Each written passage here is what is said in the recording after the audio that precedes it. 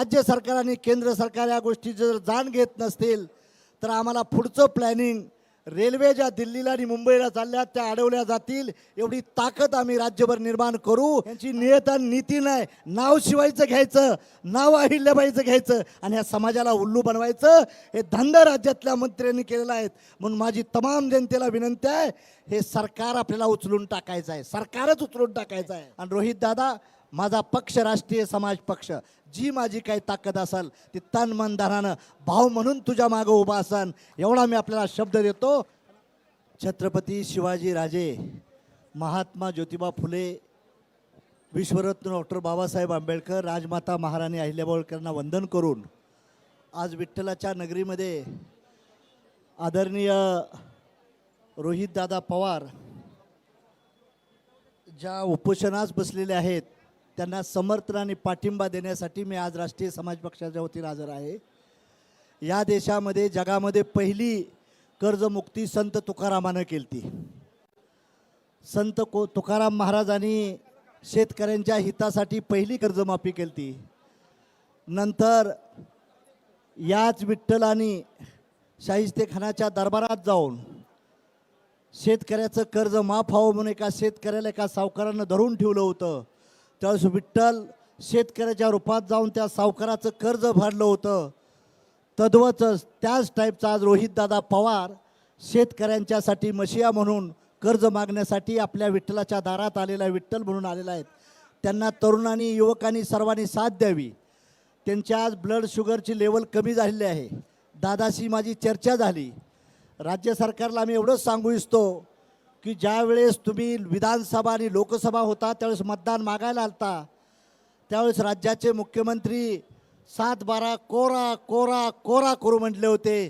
तेवढाच शब्द विठ्ठलाच्या दारात आपण पूर्ण करावा, ह्यासाठी आज आम्ही सांगण्यासाठी आलेलो आहे। आणि रोहितदादा हा तरुण आणि तरुण आहे।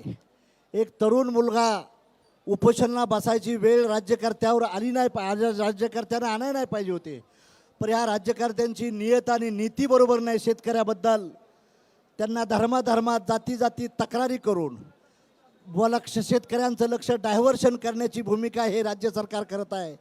राज्य सरकारला इशारा आहे, आम्ही ज्यावेळेस राजू शेट्टी असेल, मी असेल किंवा बच्चू कडू आम्ही पहिलं आंदोलन केलं त्यावेळेस गायकवाड साहेब आम्ही सांगितलं की त्यांच्या घरावर मुख्यमंत्र्याचा मोर्चा काढूया। त्यावेळेस 2 दिवस ट्रॅफिक जाम होऊन 1.5 लाख लोक आली। ते तारीख द्यायला तयार नव्हते। 3 तास आमची 2 डेप्युटी CM आणि 1 CM बरोबर तक्रार झाली। शेवटी 30 जून ही तारीख दिली। पण आज आमचं त्यांना म्हणणं आहे, सरसकट अटी वगैरे घातलेल्या आहेत, त्या अटी कॅन्सल करून सरसकट शेतकऱ्यांची कर्जमाफी व्हावी। हे जे रोहितदादा आंदोलनाला बसलेत त्यांच्या समर्थनात आलोया। राज्य सरकार आणि केंद्र सरकार या गोष्टीची जर जाण घेत नसतील तर आम्हाला पुढचं प्लॅनिंग रेल्वे ज्या दिल्लीला आणि मुंबईला चालल्या त्या अडवल्या जातील एवढी ताकद आम्ही राज्यभर निर्माण करू, हा इशारा सांगण्यासाठी देखील राज्य सरकारला आलेला आहे। तुम्ही आम्हाला येडं गबाळ समजू नका। रोहितदादा आम्हीच त्यांच्यावर होतो तेव्हा सत्तेत आलते, आता आम्ही त्यांच्यावर नाही तुमच्यावर आहे।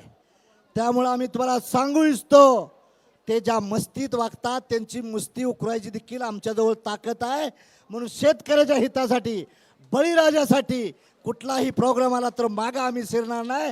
राज्य सरकारनं लवकरात लवकर येऊन लवकरात शिष्टमंडळाने रोहितदादाशी बसावं, त्यांच्या माध्यमातून ज्या ज्या मागण्या दृष्टीनं प्रयत्न करण्याचा प्रयत्न करावा। नाहीतर हे पंढरपूरचं आंदोलन हे टोटल महाराष्ट्रभर, गडचिरोली असेल, इकडं कोल्हापूर असेल किंवा तिकडं रायगड असेल, या भागात हे पिसरल्याशिवाय राहणार नाही। हे राज्य सरकारला आपल्या वतीनं आम्ही खुलं चॅलेंज देतोय। तुम्ही अजून देखील समजून चाला, हवेत चालू नका। रस्ते बांधले म्हणजे विकास नाही, रस्ते तुम्ही कमिशनसाठी घेताय। जनतेचं हाल, युवकांचं हाल, शेतकऱ्यांचं हाल, आमच्या बहिणींना फसवून तुम्ही घेतलं, भावाकडूनच लुटलं आणि बहिणीला वाटायचा प्रयत्न केला। हे धंदा बंद करा, हे सांगण्यासाठी आज आम्ही इथं आलेलो आहे। म्हणून राज्य सरकारने याची दखल घ्यावी, नाहीतर ह्याचा परिणाम फार मोठ्या प्रमाणात भोगावा लागेल, हा इशारा वाजा मी आपल्याला देण्यासाठी आलो आहे। आणि रोहितदादाच्या तब्येतीची काळजी राज्य सरकारची जिम्मेदारी आहे, ह्याचा विचार आपण मंडळींनी करावा। आणि लवकरात लवकर येऊन मुख्यमंत्र्यांनी, पालकमंत्र्यांची संबंध नाही, पालकमंत्र्याच्या हातात काय नसतं बी जास्त, मंत्र्याच्या हातात. मी बी मंत्री होतो, सारं मुख्यमंत्र्याच्या हातातच असतं. त्यामुळे मुख्यमंत्र्यांना डायलॉग ठेवावा आणि त्यांनीच हे प्रयत्न करण्याचा प्रयत्न करावा ही अपेक्षा व्यक्त करतो. आणि कर्जमाफी झाली पाहिजे, मुळात मध्ये सरसकट कर्जमाफी झाली पाहिजे. तुम्ही अटी घालू नका. 20,000 कोटीचं तुम्ही अदानी अंबानीचं कर्ज एका मिनिटात माफ करता आणि शेतकऱ्याचं कर्ज किती आहे? प्रवीण गायकवाड फार कमी आहे.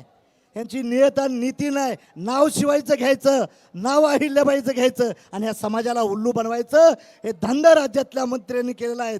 म्हणून माझी तमाम जनतेला विनंती आहे, हे सरकार आपल्याला उचलून टाकायचं आहे, सरकारच उचलून टाकायचं आहे, सरकार. म्हणून तुमचे आम्हाला आशीर्वाद पाहिजे. आज विठ्ठलाच्या साक्षीनं आज आम्ही इथं आलेलो आहे. म्हणून आपण राज्य सरकारला इशारा सांगू इच्छितो, तुम्ही आता थोडक्यात आहे तर समजून घ्या, नाहीतर हे लोन फार मोठं पुढं जाणार आहे, हे विसरता कामा नये. आणि रोहित दादा, माझा पक्ष राष्ट्रीय समाज पक्ष, जी माझी काही ताकद असेल ती तन मन धनानं भाव म्हणून तुझ्या मागं उभा असन, एवढा मी आपल्याला शब्द देतो आणि आपली जाग येतो. जय हिंद, जय भारत.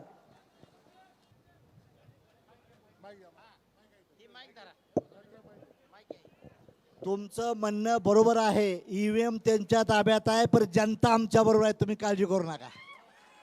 जनता आमच्या बरोबर आहे. त्यांची EVM असू द्या, कोर्ट असू द्या, प्रशासन असू द्या, आम्ही बी काय वाघिणीला दूध पेलेलं आहे, हे लक्षात ठेवा. त्यांचं EVM कसं बंद करायचं, तुम्ही फक्त ताकद द्यायचा प्रयत्न करा, त्यांचं EVM देखील फेल करू आपण, डोंट वरी.